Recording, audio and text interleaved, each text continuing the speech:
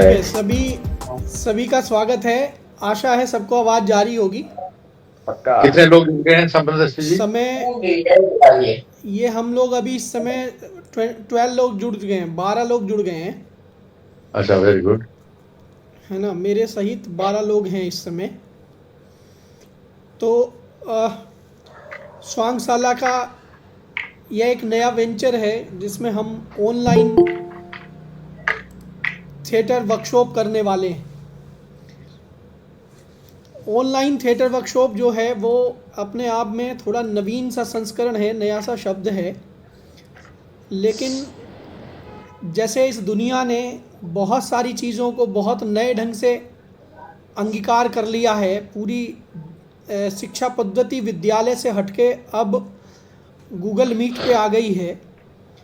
और हम सब लोग तो वो लोग हैं जो गोबर से गूगल तक की यात्रा जिन्होंने की है। हम लोग गांव से आए और गांव से गूगल तक चले आए। तो ऐसे में जिस समय में पहले हम उस दौर से शुरू हुए, हमारे बीच अनिल जी हैं। सबसे पहले तो आज अनिल जी का जन्मदिन है और ये पूरी कार्यशाला हम अनिल जी के जन्म दिवस पर उनको समर्पित करते हैं, क्योंकि वो थिएटर की एक बहुत जानी भाई मानी साहब पर्सनैलिटी। हैप्पी बर्थडे भाई साहब हैप्पी बर्थडे। मेरठ के थिएटर जगत, मेरठ के रंगमंच से की दो महान विभूतियां हमारे बीच हैं जो बहुत वरिष्ठ हैं और जिन्हें मैं अगर मेरठ के रंगमंच का आइकॉन कहूं तो कोई अतिशयोक्ति ना होगी। अनिल शर्मा जी हैं और भारत भूषण शर्मा जी हैं, जो स्वांगशाला के अपने आप में रीढ़ हैं, और इन्हीं के वरद हस्त के नीचे, इन्हीं के आशीर्वाद के नीचे हम लोग ये सब काम शुरू करने हैं। मेरा निवेदन रहेगा सभी से कि जिन लोगों ने अभी अपनी वीडियो नहीं खोली है वो अब वीडियो खोल लें, क्योंकि हम लोग जो थिएटर क्लास करने वाले हैं इसमें फ़ोटो की बड़ी महत्ता है। यदि हम एक दूसरे का चित्र नहीं देख पाएंगे तो ये जो थिएटर वर्कशॉप ऑनलाइन है इसका बहुत आनंद नहीं आएगा। आनंद तभी आएगा जब हमें कुछ दिखे भी। हाँ, ये अनिल जी जुड़ गए हैं, गुजरात से हैं अनिल जी। अश्लेषा शंकर भी वीडियो खोल लें अपना, और आरना भारद्वाज आप भी अपना वीडियो जरूर खोल लें। सुहासी पाठक जी जुड़ गई हैं। हम सब का अभी परिचय शुरू करेंगे, लेकिन ये जो थिएटर है, थिएटर वर्कशॉप जो आज हमने ऑनलाइन की है, इस पर हम धीरे धीरे बात शुरू करते हैं। मंजीत जी जुड़ गए हैं मेरठ से। चलिए हम शुरू करते हैं आज की इस थिएटर वर्कशॉप में। सबसे पहले हम परिचय शुरू करते हैं। हाँ, अबीर बाहर गए थे। हाँ, सबसे पहले मैं परिचय देना चाहता हूँ भारत भूषण शर्मा जी, जो कि स्वांगशाला के वरिष्ठ हैं। स्वांगशाला के मतलब इन्हीं के वरदहस्त में ये हमारे स्वांगशाला के गुरुजी हैं, परम गुरुजी हैं। इन्हीं के सानिध्य में हम सब लोग थिएटर करते हैं। भारत भूषण जी हैं और अनिल शर्मा जी हैं हमारे बीच में, जो कि स्वांगशाला के ये दोनों पुरोधा, इनके बीच ही हमें रह के स्वांगशाला में थिएटर सीखने का, कुछ करने का अवसर मिलता है। इसके साथ ही हमारे साथ जितेंद्र राज जी हैं, जो थिएटर के एकेडमिक हैं। थिएटर को इन्होंने पूरा अच्छे से पढ़ा है और थिएटर के बहुत बड़े जानकार हैं। ये आज की हमारी इस क्लास की उपलब्धि हैं। स्वांगशाला से ही जुड़े हुए हमारे हेमंत गोयल जी हैं, जो मेरठ से बहुत वरिष्ठ रंगकर्मी हैं, हमारे साथ जुड़े रहते हैं। और हमारे साथ मंजीत जी हैं मेरठ से, और दर्पण जैन है जिन्हें मैं देख पा रहा हूँ। अश्लेषा शंकर हैं जो दिल्ली से हमारे साथ जुड़ी हैं, और अनिल कुमार जी हैं जो गुजरात से हमारे साथ जुड़े हैं और थिएटर वर्कशॉप के साथ मतलब इन्होंने अपनी इच्छा जाहिर की कि मुझे भी ये थिएटर वर्कशॉप करना है। आरना भारद्वाज हैं जो दिल्ली से जुड़ी हैं, और सुहानी पाठक है। मेरी आवाज़ यदि सब तक पहुंच रही है तो वो अभिवादन जरूर करें ताकि पता चले कि कौन है। हाँ जी, सुहानी पाठक हैं जो जयपुर से हैं, और सुहासी पाठक हैं ये भी जयपुर से हैं, और अबीर भारद्वाज ये दिल्ली से हैं, और मैं योगेश समदर्शी, मैं मेरठ से हूँ। तो हम सबका थिएटर वर्कशॉप हम शुरू करेंगे, लेकिन इससे पहले एक इंट्रोडक्शन हम शुरू करेंगे। इंट्रोडक्शन में आपको अपने बारे में कुछ बताना है। आपने जब यह सुना कि ये कोई ऑनलाइन वर्कशॉप हो रही है, थिएटर वर्कशॉप हो रही है, तो आपके मन में, आपके दिमाग में क्या बात आई, ये आपको इसमें बताना है, हमसे साझा करना है कि आपके मन में क्या बात आई। और तीसरा प्रश्न आपको जरूर लेते हुए साथ में चलना है कि आप थिएटर वर्कशॉप क्यों करना चाहते हैं, आपके मन में उद्देश्य क्या है कि मुझे क्यों थिएटर वर्कशॉप करनी है। ये 3 सवाल, अपना इंट्रोडक्शन, जब हमारा आपने विज्ञापन देखा तो आपके मन में क्या बात आई, और तीसरा कि आप ये थिएटर वर्कशॉप क्यों करना चाहते हैं। इन तीनों सवालों को एड्रेस करना है आपको। जिन जिन का मैं नाम लेता जाऊंगा वो अपनी बात को रखना शुरू कर देंगे। तो सबसे पहले हम बात शुरू करते हैं सुहासी पाठक से। अपना वीडियो भी ऑन करना बेटा और अपनी बात को रखिए। सुहासी पाठक। हाँ, मैं दिख रही हूँ। जी बिल्कुल। क्या बिल्कुल दिख रही हो। Good evening everyone. मेरा नाम सुहासी पाठक है और मैं जयपुर से हूँ and I study in 7th class और मेरी हॉबी डांसिंग है। और ये वर्कशॉप के बारे में जब मैंने सुना तो मुझे लगा कि इससे हमें कुछ नया सीखने को मिलेगा और इससे हमारा कॉन्फिडेंस बढ़ेगा और आई लुक फॉरवर्ड कि इससे हमें कुछ सीखने को मिलेगा। बहुत शाबाश बहुत बेटा, बढ़िया, बहुत शाबाश बढ़िया, बेटा। बहुत बढ़िया, very good, very good. Very good. और अगला नाम मैं लेना चाहता हूँ अनिल कुमार जी का, जो कि गुजरात से हैं, जामनगर से। अनिल जी। नमस्कार everyone, Anil Kumar from Meerut. Basically मैं जामनगर में रहता हूँ और जब मैंने ये देखा, ऐड देखा, तो मुझे लगा कि पहली बार ऐसा सीखने को मिलेगा जिसके बारे में अभी तक सुना ही है। आज तक सुनता आया हूँ, लोगों को काम करते सुनता ही आया हूँ। पहली बार पता चलेगा कि ये अंदर से चीज क्या होती है, इसलिए मैंने इसको ज्वाइन किया है। बहुत बढ़िया, बहुत बढ़िया। Very good, very good, very good, बहुत बढ़िया, बहुत अब हम बढ़िया। सुनेंगे सुहानी पाठक।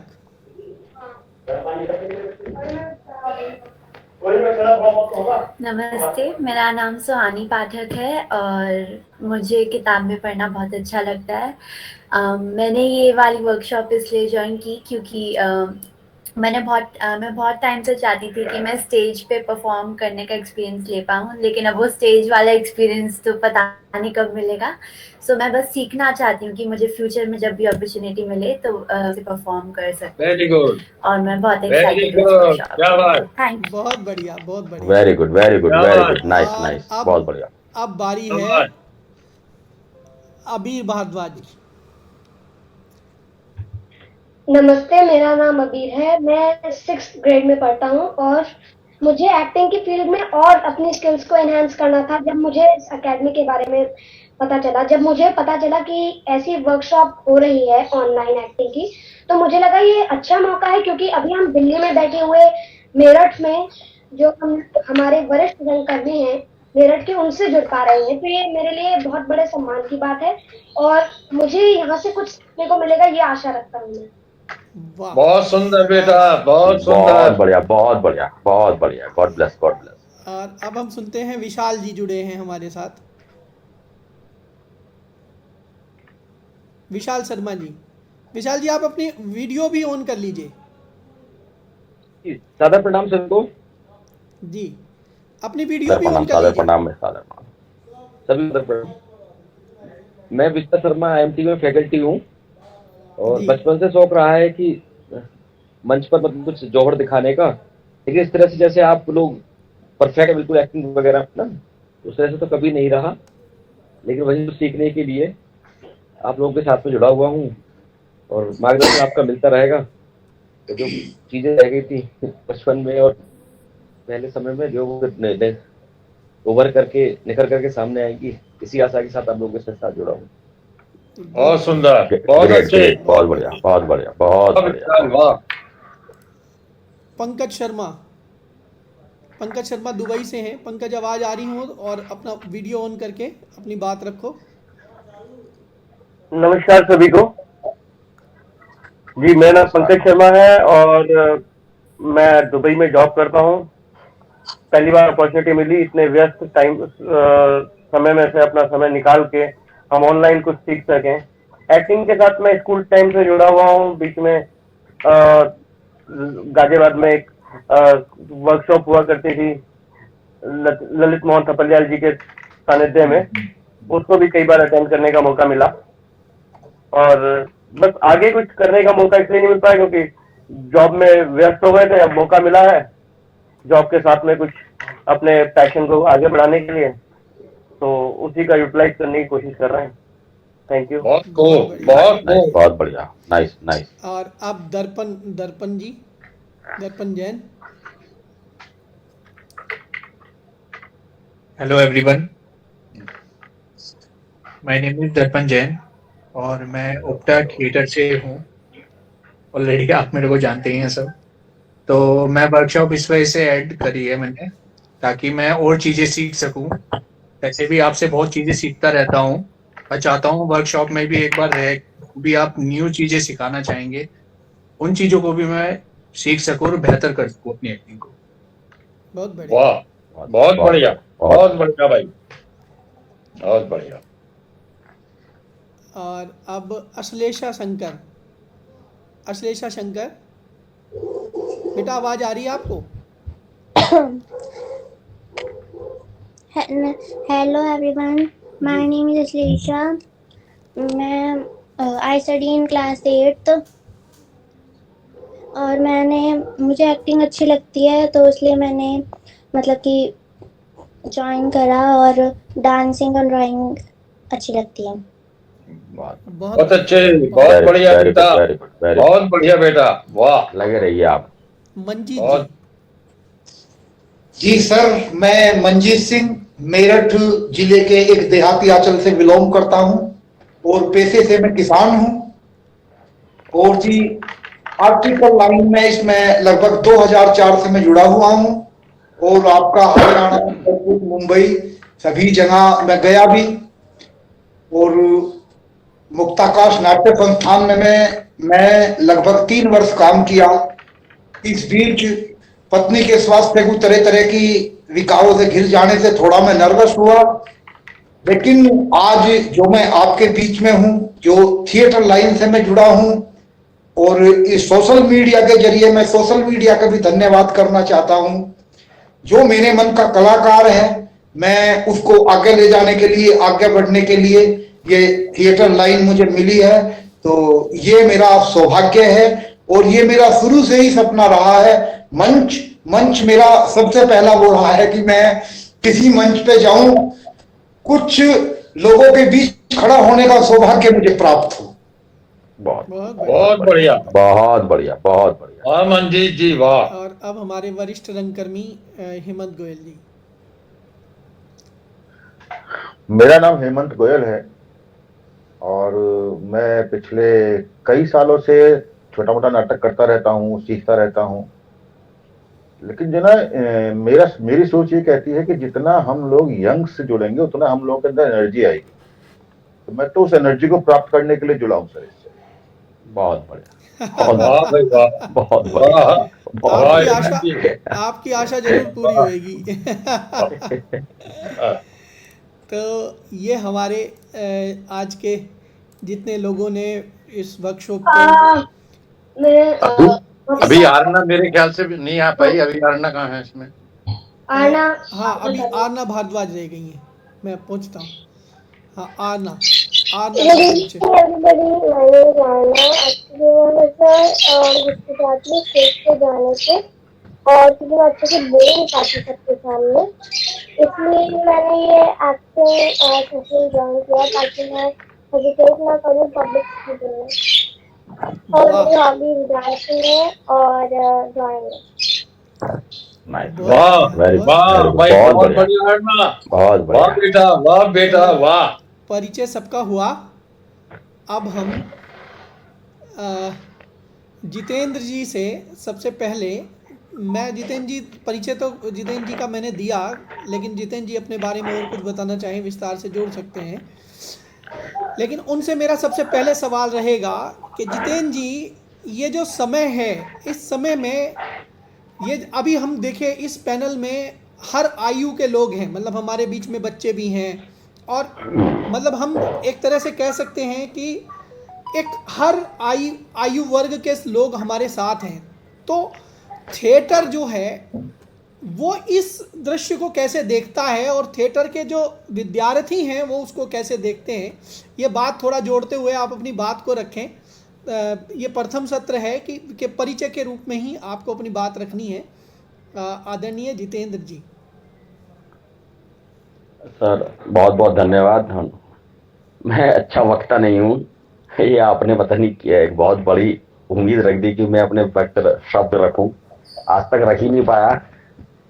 और लेकिन रंगमंच एक कंप्लीट मुझे लगता है कि जैसे स्टडी करी जाती है एकेडमी में, हम लोग क्लास एडमिशन लेते हैं, ऐसे ही रंगमंच का भी एक अपना तरीका है। वो आपको एक अच्छा गुड ह्यूमन बीइंग बनाता है, एक अच्छा एनालिसिस्ट बनाता है, चरित्र के साथ जीना सिखाता है। तो मुझे रंगमंच को बस मतलब मैं उसके बारे में डिफाइन शॉर्ट टर्म में कहना चाहूँ तो इतना बोलूंगा कि एक सक्सेसफुल आदमी को इन चीजों पर रंगमंच जरूर करना चाहिए। 2-3 साल अगर वो सिर्फ जैसे एनसीसी करता है, स्काउट गाइडिंग करता है, स्विमिंग ट्रेनिंग लेता है अपने को फिट रखने के लिए, जिम या रनिंग करता है, फुटबॉल खेलता है, हॉकी खेलता है, हर कोई ना कोई रीजन लेकर, लेकिन एक कंप्लीट अगर आपको एक अच्छा इंसान बनना है और आपको ह्यूमन नेचर, बिहेवियर और एक रूल्स और रेगुलेशंस के साथ जीना चाहिए, तो मेरे को लगता है कि थिएटर भी आपको कहीं ना कहीं इनहेंस करता है। मैं अबीर की बात को बहुत ज़्यादा अप्रिशिएट करता हूँ कि अबीर ने बोला कि मैं भी थिएटर को और अब एज एन एक्टर अपने को इनहेंस करना चाहता हूँ।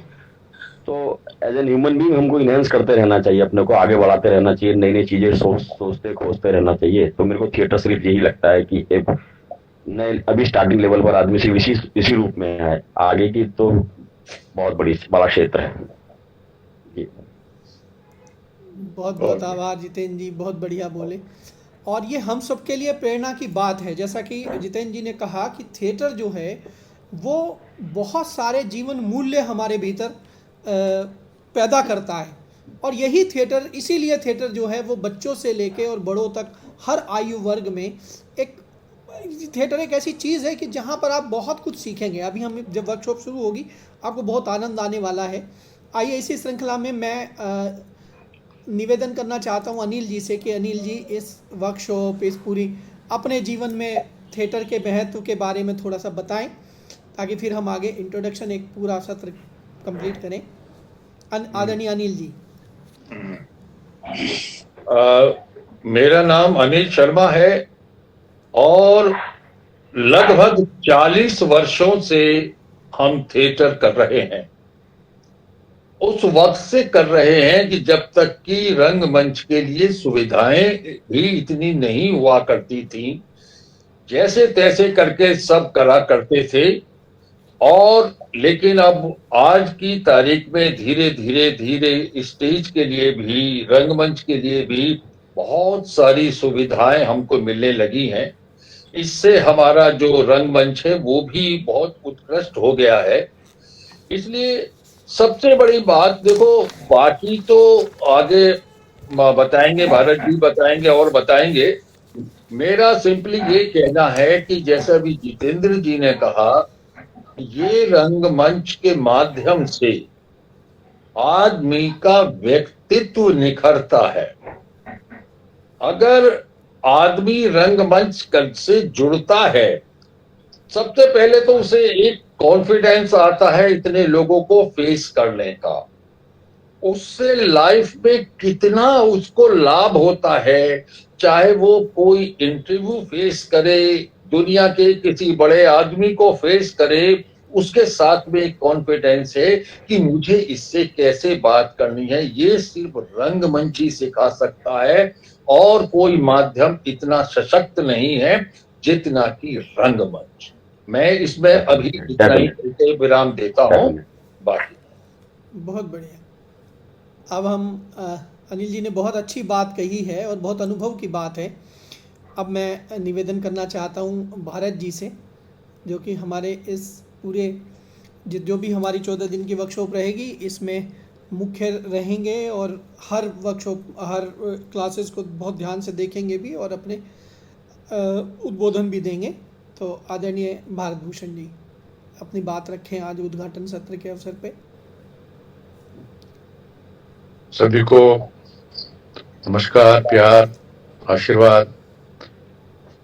सभी आयु वर्ग के लोग यहाँ पर मौजूद हैं, मेरे बहुत अजीज हैं, सब मेरे साथ काम करते हैं या समाज में जो काम करते हैं, और मेरे लिए इसलिए सब अजीज हैं कि वो रंगमंच के बारे में कुछ सोचते हैं जो आज हमसे जुड़े। तो रंगमंच से जो आदमी जुड़ा तो मेरे लिए प्यारा तो इसलिए हो गया कि मेरी उस सोच से जुड़ा जिस सोच के लिए मैंने जिंदगी गुजारी। रंगमंच या थिएटर बहुत आसान तो नहीं पर बहुत मुश्किल भी नहीं है, ये मेरा अपना मानना है। सिर्फ छोटी छोटी प्रयास करने की बात है। अगर हम उसको समझ लें कि खुद को समझना सबसे पहले तो जरूरी होता है कि हम खुद को अपने आप समझ लें, हम क्या हैं, किस परिवेश में रहते हैं, क्या क्या हमने सीखा क्या नहीं सीखा, और फिर खुद समझने के साथ साथ दूसरों को समझने को की विद्या को सीखना। अनुभव की पहली, अभिनय की पहली एक वो है आवश्यकता कि हम खुद को समझ लें और ऑब्जर्वेशन से दूसरों को समझना सीख लें। ये अभिनय कहलाता है। जैसे मंजीत जी ने कहा कि ग्रामीण परिवेश से हैं, अगर मैं ईमानदारी से बात कहूं तो मैं भी ठेठ ग्रामीण परिवेश से रहा हूं, जहां उस जमाने में तो खैर कहीं भी नहीं थी, लेकिन एक रामलीला के अलावा कुछ नहीं होता था। लेकिन अभिनय को सबसे बड़ी खूबी ये होती है कि जो आज की जनरेशन है, जो आज की जनरेशन इसमें बहुत सारी जुड़ी हुई है, वो इतनी कम उम्र में इतनी अधिक जानकारियां और इतनी अधिक सुविधाएं उनके पास हैं कि मुझे बहुत अच्छी उम्मीद जगती है कि रंगमंच में 40 या 45 वर्षों से हमने जो कोशिश करके जहां तक सीखा, ये पीढ़ी अगर इनको सही मार्गदर्शन दिया जाए तो ये बहुत कम समय में उन ऊंचाइयों और आयामों तक पहुंच सकती है जहां तक पहुंचने में हमें इतना वक्त लगा, क्योंकि हमारे पास उन दिनों ना तो साधन थे, ना कोई ऐसे विद्यालय थे, ना कुछ ये थी। अब ये जनरेशन की आवश्यकता भी है, और मुझे लगता है कि आने वाला वक्त इस देश में, विदेशों में तो हो गया, इस देश में भी शुरू हो गया है कि अभिनय को जीवन की या व्यक्तित्व विकास की एक आवश्यकता के रूप में लिया जाएगा, और ये एकेडमिक कोर्सेज में भी शुरू हो जाएगा। बहुत सारे अंचलों में हमारे देश के ये शुरू हो चुका है, पंजाब में है, दिल्ली में भी होने लगा है, और सब जगह ये हो जाएगा। और इससे सबसे बड़ी बात तो ये कि जब हम खुद समझेंगे तो और दूसरों को समझेंगे तो व्यक्तित्व विकास के लिए जो एक आदमी की जीवन की प्रगति के लिए सबसे बड़ी आवश्यकता है, वो वहां तक पहुंचने में अभिनय या एक्टिंग या इससे जुड़ी हुई जितनी भी टेक्निक्स हैं वो बहुत ज्यादा मददगार साबित होने वाली हैं। बशर्ते कि जो ये 14 दिन की वर्कशॉप होगी, जिसमें बहुत समझदार और अच्छे अच्छे लोग इसमें आप लोगों के साथ यहाँ होंगे, जितेंद्र जी हैं, अनिल जी हैं, समदर्शी जी हैं, और मैं आपसे एक ये भी वायदा करता हूँ कि इन 14 दिनों में जो आदमी समझ से, लगन से सीखेगा, उसमें हम कोशिश करेंगे कुछ ऐसे लोगों से भी आपका से मिलाने की, आपसे बात कराने की, जो जिनको आप समझते हैं, जानते हैं, जिन्होंने रंगमंच को या कल इस थिएटर को बहुत शिद्दत से जी करके अपनी समाज में या अपने थिएटर जगत में एक नाम भी अपना पैदा किया है। ऐसे लोग मिलेंगे तो निश्चित रूप से हमें उनके अनुभव से फायदा भी होगा। और बहुत ज्यादा कहानी या किस्से सुनाने की बजाय मैं ये कहना चाहता हूँ कि अभिनय को सीखने के लिए जो आज की जरूरत है, आज का जो एक टेक्निक्स जो चेंज हुई है वो ये है कि हम खेल खेल में टेंशन लेस होकर के अगर इस बारीकियों को समझेंगे तो इन बातों को बहुत जल्दी से समझ लेंगे। ये छोटी छोटी बातें हैं जो 14 दिन में समदर्शी जी आपको विभिन्न माध्यमों से, खेल के तरीके से या एंजॉयफुल वे में बताएंगे, और हम सब मिलकर के उसमें आप लोगों के साथ मनोरंजक रूप से उनको शेयर करेंगे। तो ये अभिनय शायद बहुत आसानी से और बहुत आपको समझने में मजा आने लगेगा। और 14 दिन के बाद जो एक इनके दिमाग में कंसेप्ट था, मैं उससे बहुत 100% सहमत हूं, और मैं ही सहमत नहीं हूं, आप देखिएगा 12-14 दिन बाद शायद हम इसकी शुरुआत अपने इस मेरिट से ही कर दें कि अब देखिए ना, कुछ दिन पहले तक हम कल्पना नहीं कर सकते थे फिल्मों को, हम सिर्फ सिनेमा हॉल में देखते थे, अब ओटीटी पे देखने लगे, टीवी पे देखने लगे। रंगमंच भी जब ये कोरोना पिछले 2-3 साल से हुआ तो हमें लगा कि जो थिएटर का आदमी वो घर पे बैठना बड़ा मुश्किल हो जाता है, तो उसने इन माध्यमों से थोड़ा जुड़ कर करने का प्रयास किया और उसके अच्छे रिजल्ट भी आए। तो आगे चल करके जो इनकी एक कल्पना है समदर्शी जी की, हम थिएटर वर्कशॉप के माध्यम से ही सीख के अंदर एक जो नाटक तैयार करेंगे और जो इसी पे दिखाया भी जाएगा, वो एक मिसाल बन सकती है बाकी और लोगों के लिए कि रंगमंच का एक नया रूप, नया प्रारूप प्रारंभ हो सकता है हम सबके प्रयास से। तो I wish all the best for all of you. आप जुड़े रहें, लगे रहें और बहुत अच्छी अच्छी बातें इसमें जितेंद्र जी हैं, हेमंत जी हैं, अनिल जी हैं, ये बताएंगे और खेल खेल में बताएंगे, क्योंकि मेरा मानना है कि 14 दिन में रंगमंच का रह भी समझ में नहीं आता है आराम से, लेकिन क्योंकि वक्त और टेक्नोलॉजी बहुत एडवांस हो चुकी है, जिन माध्यमों से ये आपको समझाने की कोशिश करेंगे, मेरा पूरा विश्वास है कि वो जो साल भर में या 6 महीने में सीखते हैं, वो 14 दिन में आपको काफी हद तक उसके करीब पहुंच जाएंगे, उस सोच के, उस समझ के। तो मैं यही शुभकामना देता हूं और फिर इस काम को शुरू करते हैं। इसको आज की इस कार्रवाई को आगे ले जाते हैं। जिस सिस्टम से बात करनी है प्रारंभ से, उस पर शुरू करें। जितेंद्र जी भी इस पे सोचे और बाकी सब सोच करके हम इस पे आज से शुरू करते हैं। बहुत बहुत धन्यवाद भारत जी। तो चलिए बच्चों, अब हम सब लोग मिलके कुछ गर्म करते हैं अपने माइंड को, है ना, क्योंकि देखिए थिएटर जो है, अच्छा अब जो है हम सबसे पहले एक काउंटिंग करेंगे। काउंटिंग मतलब कि सब एक नंबर बोलेंगे अपना, पहले जैसे मैं पहले एक नंबर बोलूँगा, फिर उसके बाद सब लोग नंबर बोलेंगे, मेरे बाद जिसको भी अवसर मिले। ऐसा ना हो कि ओवरलैप नहीं करना है, थोड़ा सा इस बात का ध्यान रखना है कि एक मैंने नंबर बोला, फिर एक छोटा सा गैप, उस गैप में कोई दूसरे ने नंबर बोल दिया, फिर उस गैप को फिल करने के लिए फिर तीसरे नंबर पे आप अपना नंबर बोलेंगे। और ये ध्यान रखना है आज की वर्कशॉप के बाद, इस नंबर में से मैं बाहर रहूँगा, लेकिन आपको जो भी आप नंबर अभी बोलेंगे, आपको वो नंबर पूरे 14 दिन याद रखना है। यानी वो नंबर, अब ये नंबर मैं क्यों बुलवा रहा हूँ, इसको थोड़ा समझ लेते हैं, फिर आपको शायद आसानी रहेगी इस बात को समझने में कि मैंने ये नंबर क्यों बुलवाया। हम लोग जब फिजिकली थिएटर की वर्कशॉप करते हैं तो नॉर्मली हम क्या करते हैं, एक गोला बनाते हैं, एक सर्किल बनाते हैं और उस सर्किल में सब खड़े हो जाते हैं। तो जो भी कुछ हम एक्सरसाइज करते हैं वो उस सर्किल के हिसाब से घूमती है। अब यहाँ क्या हो रहा है कि आपके जो चित्र हैं वो किसी एक फिक्स स्थान पे नहीं दिखाई दे रहे हैं, किसी को कोई सेकंड नंबर पे दिख रहा है, फिर वो हट के चौथे नंबर पे आ जाएगा, तो ये सर्किल यहाँ हमने नहीं मिल पाएगा। ठीक है, तो इस सर्किल को लेकिन हमें अपने दिमाग में फ्रेम तो बनाना पड़ेगा, ठीक है ना। तो हम दिमाग में फ्रेम बनाने के लिए नंबर से याद रखेंगे। जैसे मेरा नंबर मान लीजिए सपोज 5 है, तो मैं 5 से पहले 4 पे कौन था ये याद रखूंगा और 6 पे कौन है ये याद रखूंगा। क्लियर, बात मेरी समझ में आ रही है।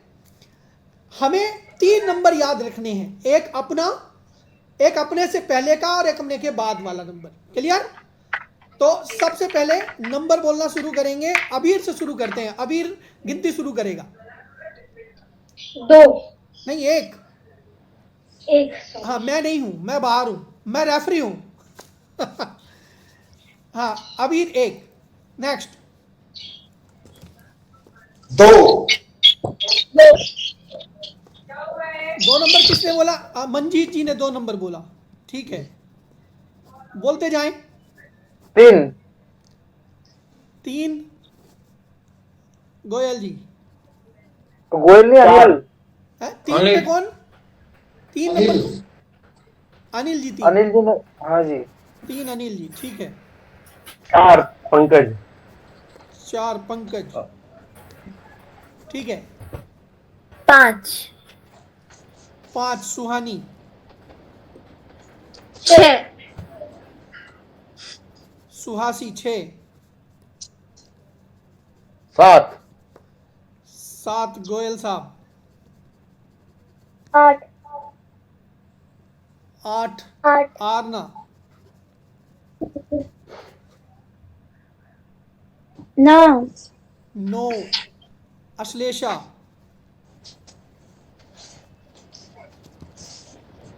ठीक। और बाकी तो हमारे पैनल के लोग हैं। तो अब हम 9 लोग हुए। और ये हाँ, दर्पण हमारी बात सुनाई दी थी आपको? बीच में चले गए थे आप? नहीं सर, मेरी कॉल आ गई एक्चुअली बॉस की, तो इस वजह से सुन नहीं पाया हाँ, मैं। कोई बात नहीं। अब आपका नंबर है 10, आपको 10 नंबर याद रखना है। ठीक है सर, ठीक है। ठीक है। और 9 नंबर पे कौन था? अश्लेषा। 9 पे अश्लेषा। मैं अश्लेषा। हाँ, 9 नंबर आपको याद रखना है। अपने से एक पहला और अपने से एक बाद का नंबर हमें याद रखना है। ठीक है, बात समझ में आई? अब यहां से प्रश्न शुरू करते हैं। सबसे पहला प्रश्न है, और प्रश्न ये है कि एक्टर, जैसे एक कलाकार होता है, जैसे समझ लीजिए कि एक पेंटर है, तो पेंटर के पास अपनी कला को प्रदर्शित करने के लिए क्या टूल होता है? कोई भी बताए, कोई भी हाथ उठ खड़ा करके अपने इस बात का जवाब दे सकता है। हाँ, मंजीत जी बताएं। पेंटर के पास सर ब्रश होता है, उसका हथियार है, उससे वो पेंट करता है। हाँ, ब्रश होता है। और सुहासी, और क्या होता है पेंटर के पास? और पेंटर के पास रंग होते हैं, कलर्स होते हैं। बहुत बढ़िया। और संगीतकार के पास क्या होता है जिससे वो अपनी कला को एक्सप्रेस करता है? संगीतकार के पास क्या होता है? हाँ, बोलिए। आवाज नहीं होती संगीतकार, वो तो गायक के पास होती है। संगीतकार के पास होता है, क्या होता है? संगीतकार, इंस्ट्रूमेंट। संगीतकार के पास उसके बाजे होते हैं, वाद्य यंत्र होते हैं, है ना?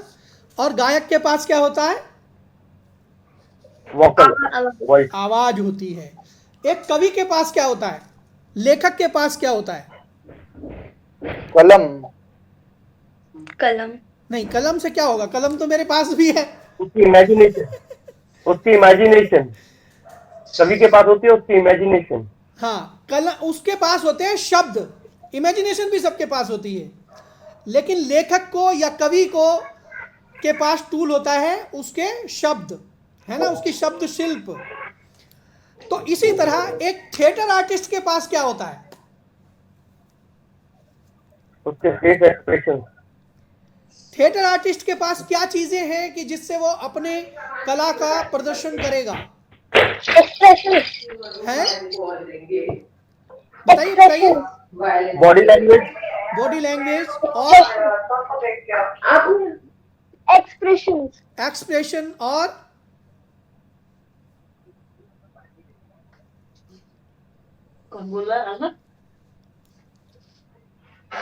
और बताओ। सोचो। कला का तो अंग है ये। कला का तो अंग है ही बच्चे।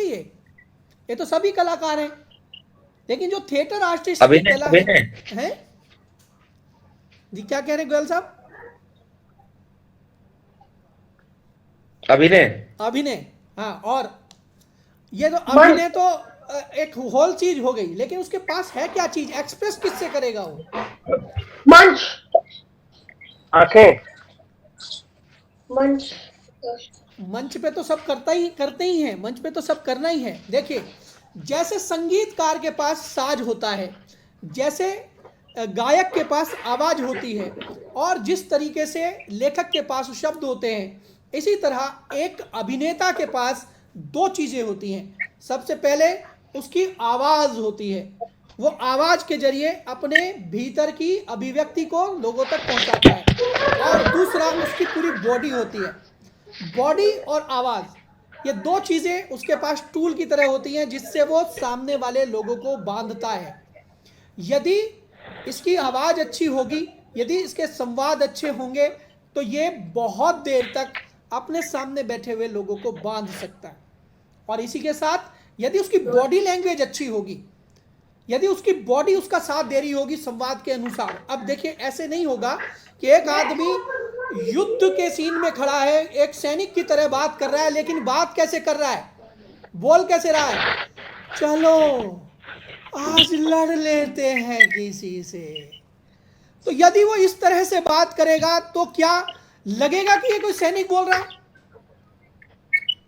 क्या लगेगा कि कोई सैनिक बोल रहा है? नहीं। जब वो सेना की तरह बात करेगा, जब वो सैनिक की तरह बात करेगा, तो चाहे वो दुबला पतला भी कलाकार होगा तो भी वो एकदम से जोश में बात करेगा। उठो सैनिकों, आज हमें कलिंग पर विजय प्राप्त करनी है। जब उसकी वॉइस और उसकी बॉडी उसका साथ देगी तो कला अभिव्यक्त होगी।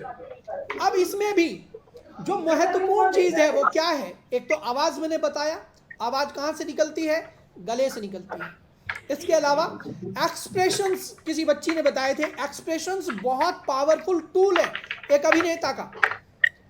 और जैसा मैंने बताया कि पूरी बॉडी उसका टूल है, लेकिन बॉडी के बाद जो महत्वपूर्ण टूल है वो उसका ये फेस है। और अब फेस पे आ जाते हैं। फेस में क्या चीज? फेस में आंखें, फेस में उसकी भौहें, फेस में उसका माथा, फेस में उसके ये होठ, उसके चेहरे की बनावट, ये सारी चीजें एक एक्टर के लिए टूल की तरह इस्तेमाल होती हैं। यदि आप अपनी बात को किसी के सामने रखना चाहते हैं तो सबसे पहले जब आप किसी के सामने जाते हैं, कोई व्यक्ति आपको कहां से देख रहा होता है? सबसे पहले वो आपका फेस देख रहा होता है। और यदि फेस पे आपकी जो भी चीज, जो भी आपकी मन की स्थिति है, वो हर व्यक्ति के फेस पे आ जाती है। हर व्यक्ति के फेस पे उसकी मन स्थिति आ रही होती है। जैसे अधिकतर बच्चे अपनी मम्मी के, अपने पापा के फेस को देख के पता चला लेते हैं कि आज उनके मम्मी पापा उनसे नाराज हैं कि खुश हैं। मेरी बात क्लियर हो रही है सबको? तो इसी तरह सबसे पहले एक आर्टिस्ट जो सबसे बड़ा काम करता है, क्योंकि उसे प्ले करना होता है चीजों को, तो वो सबसे पहले क्या करता है? दूसरों को ऑब्जर्व करना शुरू करता है। हम दूसरों को देखना शुरू करते हैं बहुत बारीकी से। किसी का फेस को देखकर आपको यह पता लगाना होगा कि यह आदमी इस वक्त क्या सोच रहा है, कैसा सोच रहा है ना? ये जरूरी है। यानी एक आर्टिस्ट के लिए, एक अभिनेता के लिए जो सबसे पहली जरूरत है वो है उसका बहुत बारीकी से ऑब्जर्वेशन करना। तो आज से हम एक एक्सरसाइज शुरू करेंगे जिसका नाम होगा ऑब्जर्वेशन की एक्सरसाइज। क्लियर? ठीक है जी, ठीक है। तो अब हम क्या करेंगे? ऑब्जर्वेशन करना शुरू करेंगे। ठीक है? नंबर 5 किसका था? 5 नंबर, हाँ, ये 5 नंबर है सुहानी का। अब सुहानी जो है, अब सुहानी वाला जो चित्र है वो मैं बड़ा कर दूंगा। सुहानी का चित्र जो है मैं पिन अप कर दूंगा। सुहानी का चित्र बड़ा दिखाई देगा आपको। और अभी बाकी सभी कलाकारों को वो करना है जो सुहानी अपने फेस से करेगी। और सुहानी को हाथ नहीं हिलाने हैं, केवल फेस बनाना है। अभी जैसे सुहानी मुस्कुराई, तो बिल्कुल इसी तरह हम मुस्कुराने का अभ्यास करेंगे। ये हम अगले 2-3 मिनट के लिए ये काम करने वाले हैं। ठीक है? और एक बार सुहानी को पिन करूंगा, उसके बाद मैं आप में से किसी को भी पिन कर सकता हूं। लेकिन आपको पूरी दृष्टि अपनी बहुत बारीकी से सुहानी के ऊपर रखनी है और सुहानी के फेस की बिल्कुल डिटेल करनी है आपको। जो सुहानी करेगी वही आपको करना है। क्लियर? सबको समझ आई? अच्छा, जो म्यूट पे तो रहते हैं, ये अच्छी बात है, म्यूट पे रहें। लेकिन अगर मेरी बात क्लियर हो रही है तो आप थंब दिखा के बताएं, एक्सप्रेशन दें कि आप मेरे साथ हैं। क्योंकि ये देखिए क्या है कि ये जो एक्सरसाइज होती है, जब हम एक रूम में सब मिल के करते हैं तो इसमें बहुत आनंद आता है। अब हमें वही आनंद अपने कंसंट्रेशन से यहां भी आ सकता है, लेकिन हमें कंसंट्रेशन से बात सुननी पड़ेगी। ठीक है? स्टार्ट करें। ये तरीका है, मेरी बात पे हाँ कहने का ये तरीका है। और अगर किसी को कोई ऑब्जेक्शन है नहीं करना, तो उसके तरीका ये है कि वो ऐसे थंब, है ना, थंब अप और थंब डाउन दिखाएं। थंब डाउन दिखाएंगे, मैं समझ जाऊंगा इनको कोई ऑब्जेक्शन है। ठीक है? मेरी बात में बीच में किसी को कुछ बोलना है तो वो ऐसे हाथ उठा के बोलेंगे। क्लियर? अब हम सबसे पहले फेस पर काम करेंगे कि फेस बनाएंगी।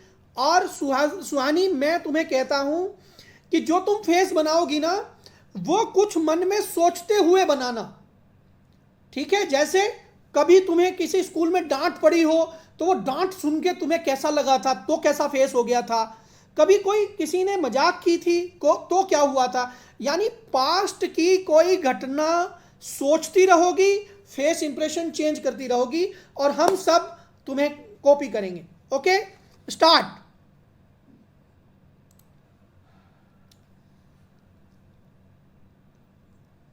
सबको कॉपी करना है और मैं बीच बीच में आप में से किसी को भी पिन अप कर सकता हूं।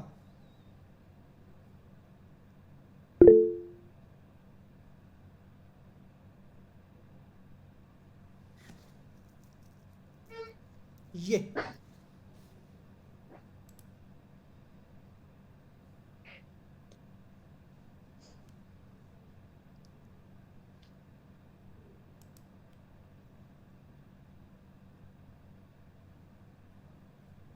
वॉइस भी ऑन कर लो, वॉइस ऑन कर लो सुहानी, वॉइस ऑन कर लो और चाहो तो थोड़ी बहुत वॉइस भी ऐड कर सकते हो। अब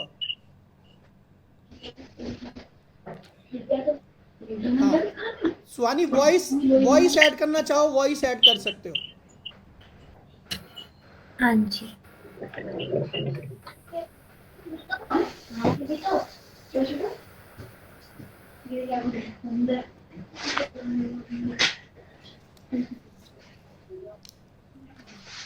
चेहरा चेंज करते रहो। देखो मैं करके बताता हूं, पहले एक बार मैं करके बताता हूं। देखिए करना क्या है, देखिए ऐसे करना है सब। अभी मुझे देखें पहले और फिर जब नंबर आएगा फिर सोचें।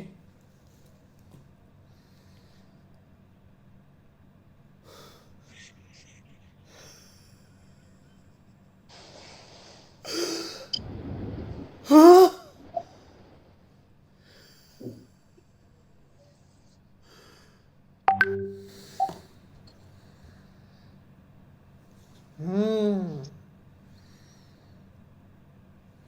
इस तरह से कर रहे हैं। बात समझ में आई है? बात समझ आई ना? अब इस तरह से करने हैं। सुहानी से फिर से शुरू करते हैं। सुहानी इस तरीके से फेस बनाने हैं, बहुत डार्क फेसेस बनाने हैं जिससे सबको समझ में आए तुम कर क्या रही हो। यस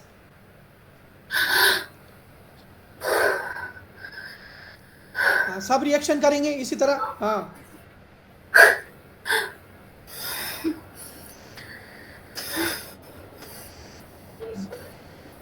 अबीर देखो उसके चेहरे पे हंसी नहीं आई थी,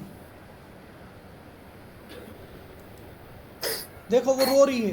हाँ विशाल जी बिल्कुल एक्टिंग करने की कोशिश करेंगे, ये ना सोचें ये बच्चे हैं, हमें बच्चों के साथ बच्चा बनना है। शाबाश।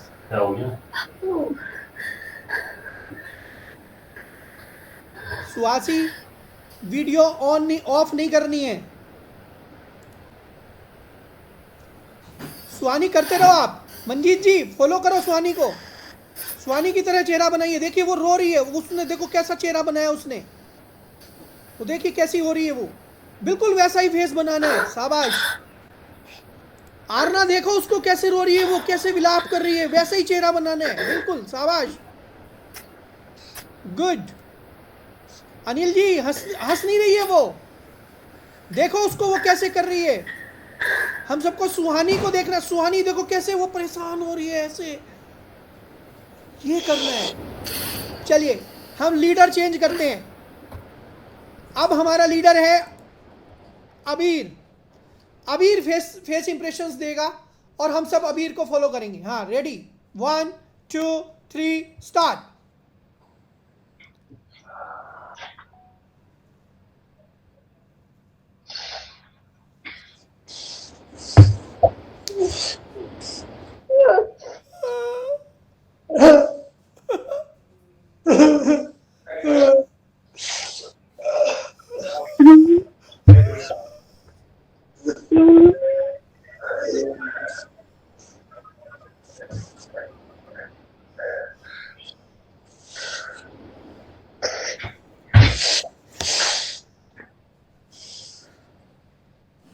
यस हम लीडर चेंज करते हैं और अब हम लीडर बना रहे हैं आरना को।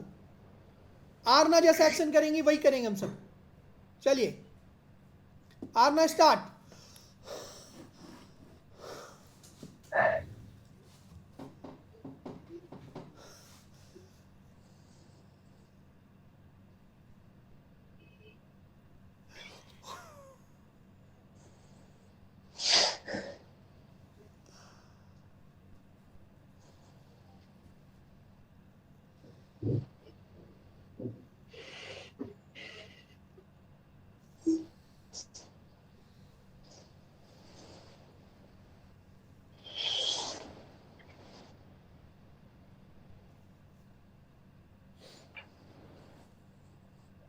गुड, वेरी गुड, बहुत बढ़िया। तो सबको कैसा लगा, मजा आया?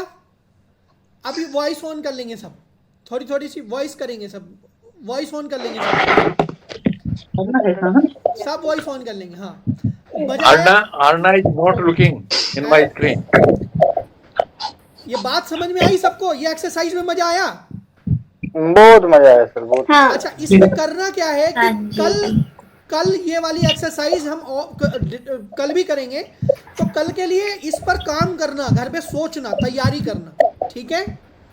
सब तैयारी करके कल आएंगे। कल हम इस एक्सरसाइज को और थोड़ी वाइड में करेंगे। आज हमने बहुत स्टार्टिंग थी, आधी बात हमें समझ आ रही है, आधी नहीं आ रही है, हम आपस में खुल भी नहीं रहे हैं अभी उतने, लेकिन धीरे धीरे जब हम खुलेंगे तो ये सब चीज़ें हमें हमारे भीतर जाने का हमें अभ्यास होगा, बाहर चीज़ों को एक्सप्रेस करने का हमें अभ्यास होगा, कैसे होगा? क्लियर?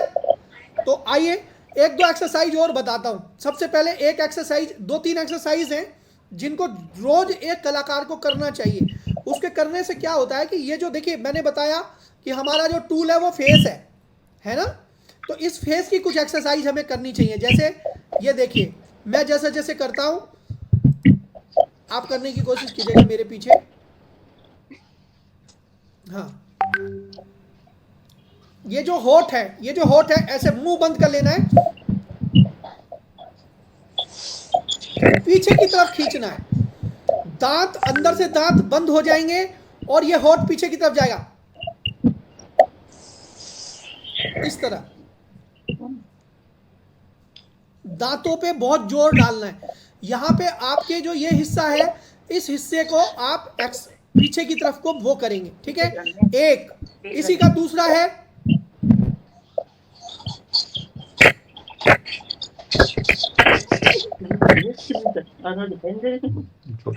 देख रहे हैं, ये पीछे को गया होठ और फिर आगे आया, ऐसे 10 गिनने तक पीछे, 10 गिनने तक आगे, ऐसे चेहरे को हमने एक्सप्रेस करना है। और उसके बाद फिर तीसरी, इसी में तीसरी चीज जोड़ेंगे,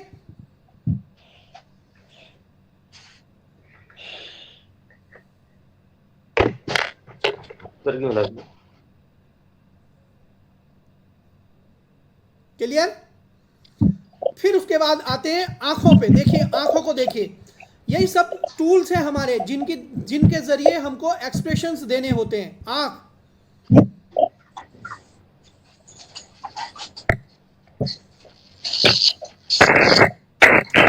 पहले आंख को बहुत तेज खोलना है, फिर आराम आराम से आंख को बंद करना है ना?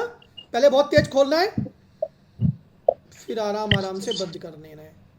इस तरीके से हम आंखों पे काम करेंगे। फिर भौहों पे काम करेंगे। देखिए, ऐसे भौहों को ऊपर की तरफ ले गए,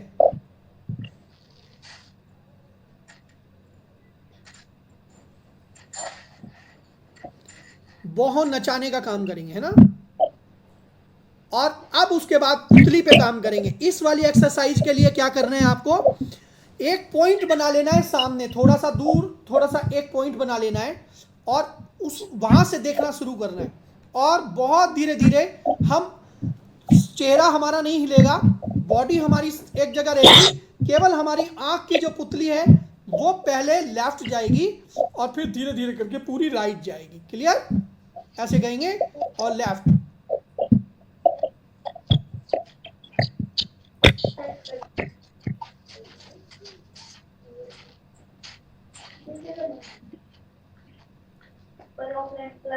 ये अभ्यास हमें 2 से 3 बार रोज करने हैं, ठीक है? अब उसके बाद एक और अभ्यास है जो हमें रोज करना है, वो अभ्यास है आलाप का अभ्यास। सुबह उठ के हम सबको आलाप का अभ्यास करना चाहिए। उससे क्या होगा, हमारी आवाज जो है वो, देखिए मैंने बताया कि एक अभिनेता के पास केवल उसकी आवाज होती है या उसका शरीर होता है या उसके एक्सप्रेशंस होते हैं जिनके माध्यम से वो अपनी बात को एक्सप्रेस करता है।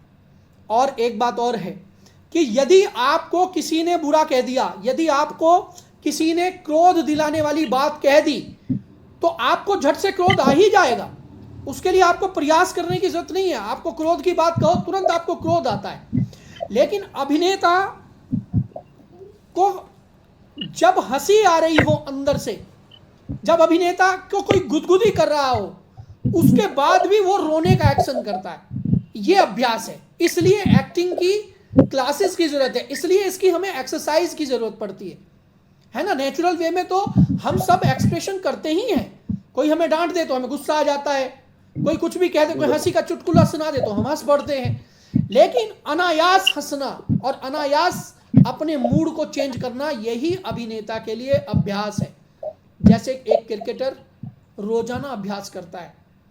जब वो मैच खेलता है तब अलग तरीके से खेलता है, लेकिन जब क्रिकेट की अभ्यास कर रहा होता है तो वो रोजाना बॉल फिकवाता है और हाई बॉल पे रोज एक्शन करने की कोशिश करता है। यही एक थिएटर आर्टिस्ट को रोजाना करना होता है। ये जो हम एक्सरसाइज कर रहे हैं 14 दिन तक, बेटा बहुत सारी चीजें हम इस तरह की करेंगे जो आपको पता चलेंगे कि कैसे अपने भीतर से कौन सी एक्सप्रेशन को निकालने के लिए हमें क्या थोड़ा सा अभ्यास करना पड़ता है, जिससे हमारा सब कुछ एक्सप्रेशंस बाहर आते हैं। ठीक है, तो अब मैं आलाप पर बात करते हैं। देखिए सबसे अच्छा आलाप है जो वैदिक आलाप है अपना, ओम। उससे बढ़िया कोई आलाप नहीं है। यदि आप सुबह सुबह ओम का अभ्यास करेंगे तो बहुत अच्छा होगा। इसमें धार्मिक चीज नहीं देखनी है, इसमें केवल क्योंकि ये स्वर, ये आपके पूरे गले के स्वर को खोलता है, ओम का वाचन। ठीक है, तो हम ओम का वाच करेंगे। आंख बंद कर लेनी चाहिए जब हम गले का अभ्यास करें, और शुरू में सबको अपने गले पे जैसे अपने हाथ को इस तरह, पहले ये वाला हाथ यहाँ रखना है, फिर ये दूसरा हाथ यहाँ रखना है, ऐसे गले पर हाथ रखना है, और उसके बाद आंख बंद करके एक लंबा ओम खींचना है। ठीक है, यदि म्यूट ऑफ कर लेंगे तो अच्छा है, सबको ओम की ध्वनि सुनाई देगी, है ना।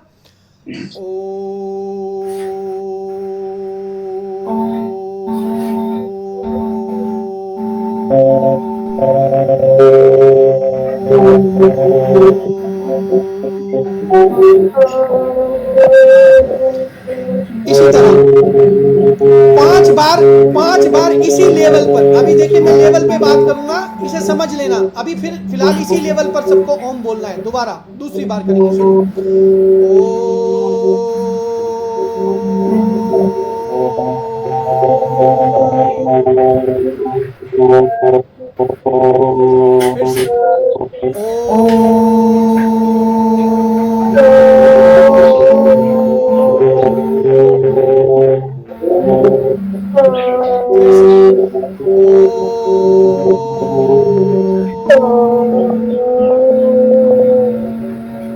इस तरह से ये बेसिक अभ्यास मैंने बताए। ये फिलहाल आज के लिए मैं सोचता हूं कि इतना ही हम रखेंगे, क्योंकि बहुत सारी एक्सरसाइज एक ही दिन बता देने से वो सब होच पोच होगा। क्लियर? ये चीज समझ में आई यहां तक? अब एक जाते जाते एक और एक्सरसाइज करेंगे। एक्सरसाइज क्या करेंगे कि हम एक स्टोरी पर काम करेंगे। ठीक है, एक स्टोरी पर काम शुरू करते हैं। नंबर सबको याद है? अपना नंबर फिर से बोलिए सब लोग। 1 2 3 नंबर से नंबरिंग करेंगे फिर से, जो जो लोग हैं।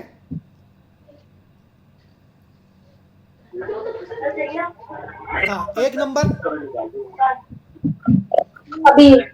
हाँ, 2 नंबर। हाँ, 3 बोलते रहिए। 4 3 4 5। अब मैं 1 नंबर को एक कहानी की 1-2 कुछ थोड़ी सी कहानी शुरू करके मैं 1 नंबर को दे रहा हूं। अब वो 1 नंबर उस कहानी को थोड़ा सा आगे बढ़ाएगा। इसी तरह आपको इस कहानी को हमने जितने लोग हैं सबको आगे बढ़ाते चलना है अपनी अपने इमेजिनेशन से, लेकिन आप उसमें एक नया कैरेक्टर जोड़ना चाहें तो आप उसे भी जोड़ सकते हैं, ठीक है। आप कोई कैरेक्टर जोड़ना चाहें आप कैरेक्टर को भी जोड़ सकते हैं, आप उसी कहानी को उसी कैरेक्टर को आगे बढ़ाना चाहें तो आप उसे भी बढ़ा सकते हैं।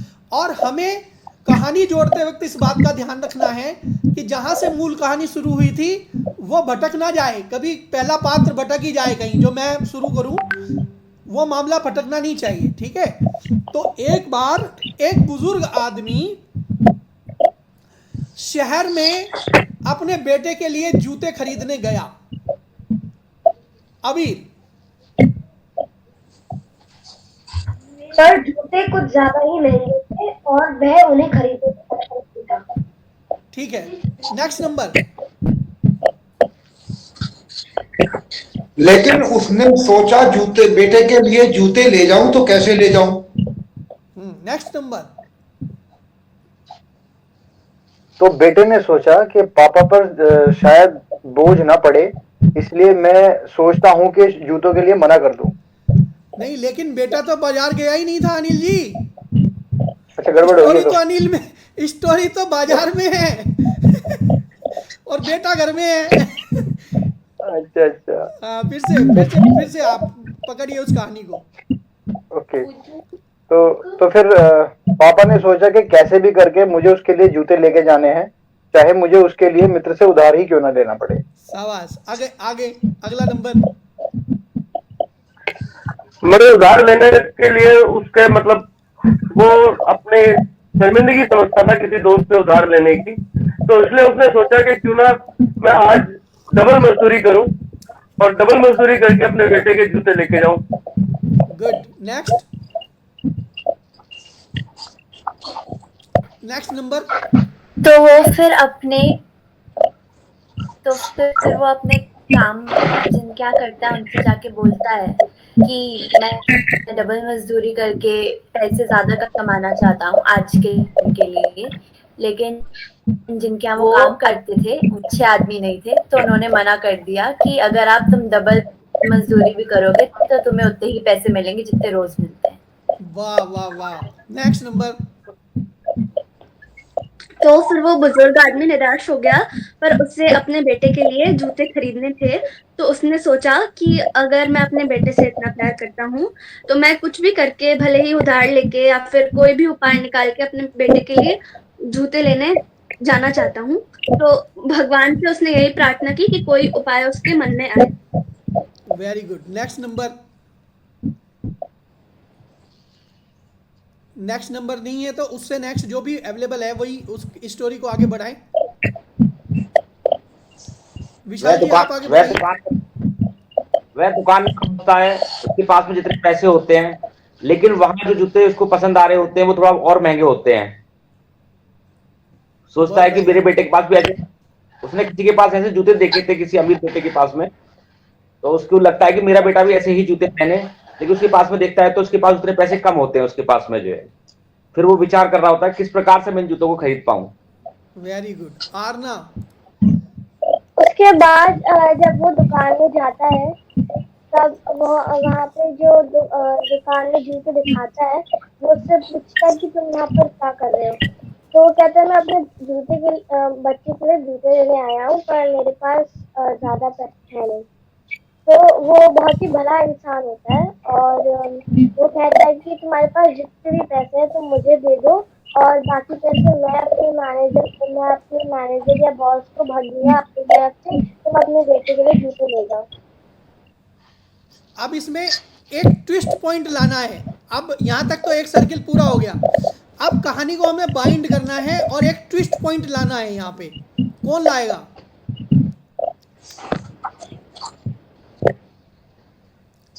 हाँ अनिल जी। जूते तो खरीद लिए, घर भी लेके चला गया, लेकिन जाके पता चला कि एक जूता छोटा और एक जूता बड़ा आ गया। बहुत बढ़िया, ट्विस्ट तो घर पहुंचा, ट्विस्ट तो आ गया। अब वो जूते लेकर घर पहुंचा, वो नंगे पैर था, उसके पास इतने पैसे नहीं थे कि अपने लिए चप्पलें भी खरीद पाए, लेकिन वो मजदूरी पर निकला करता था रोज। लेकिन उसके बेटे ने छोटी छोटी पूंजी जमा करके उसके लिए चप्पलें खरीद के रखी हुई थी घर पे। जब वो घर पहुंचता है जूते लेकर के, उसका बेटा उसके लिए चप्पलें गिफ्ट कर रहा होता है। कमाल कमाल, बहुत बढ़िया। तो अब तो जोरदार एक बार तालियां बजाएंगे सब, ताली बजाएंगे सब जोरदार। म्यूट तो ऑफ कर लो पहले, ताली सुनेगी कैसे? हाँ,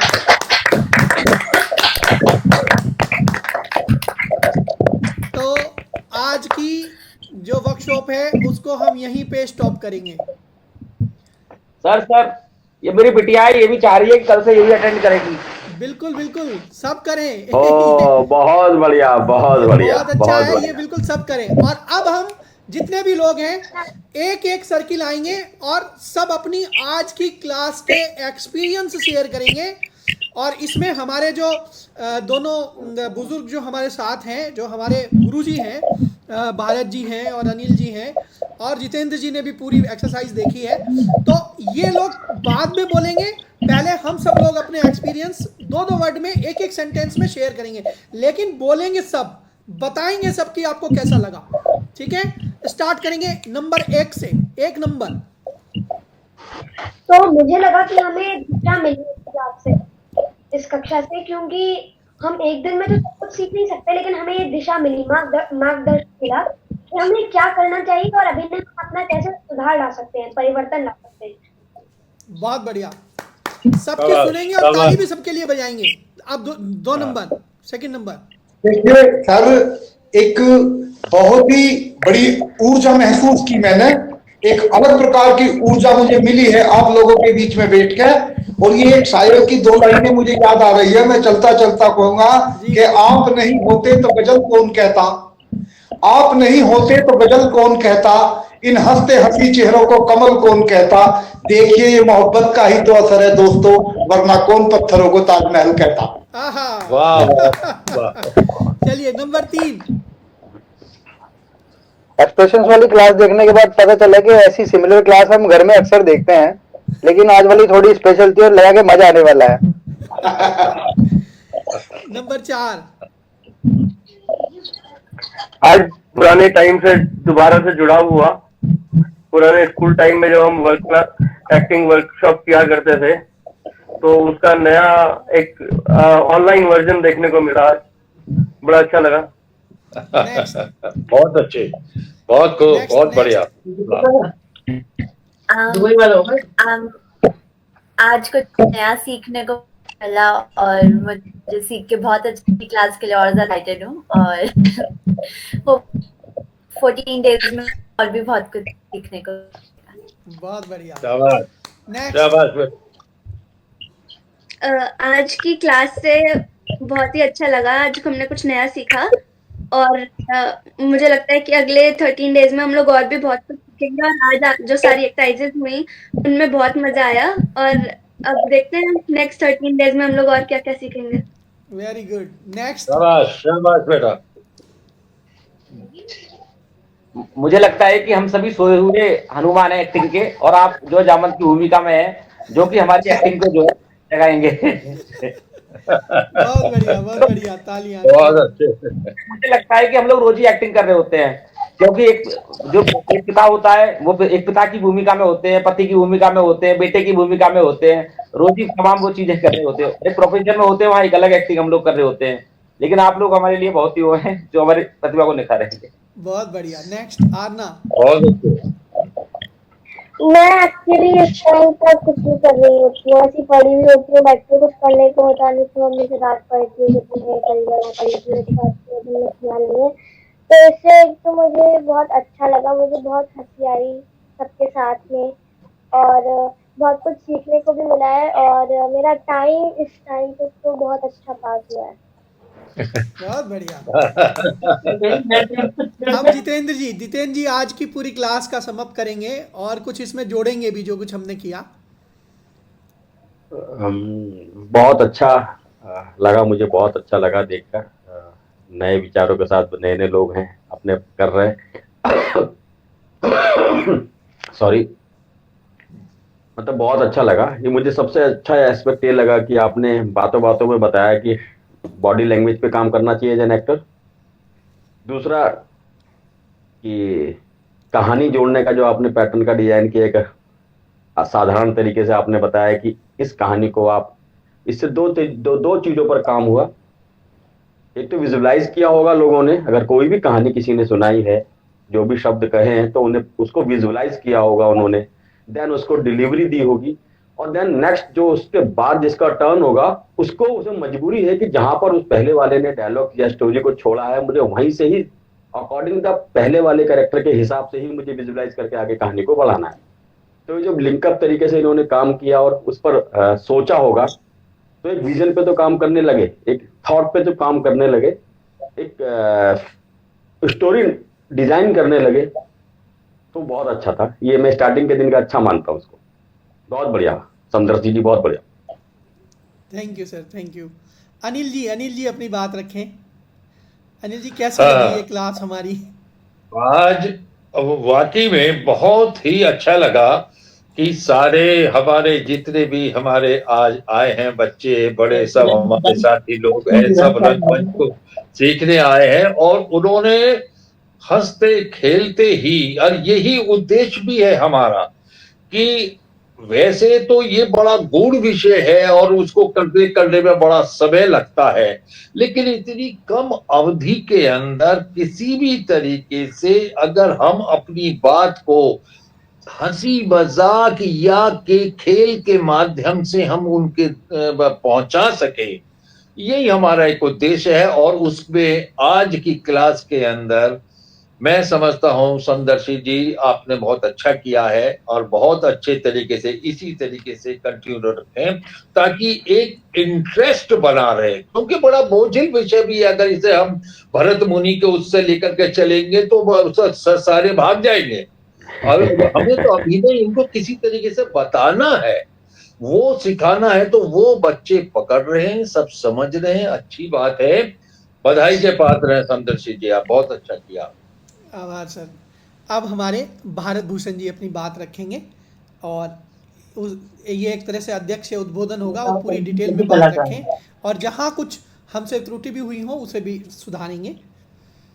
नहीं, बहुत बढ़िया तरीके से मैं एक बात कहना चाहता हूं कि अभिनय, बेसिकली जो हम अभिनय की बात करते हैं, तो अभिनय के 4 प्रकार होते हैं, जो ये सब जानते हैं, जो अभिनय करने वाले लोग हैं।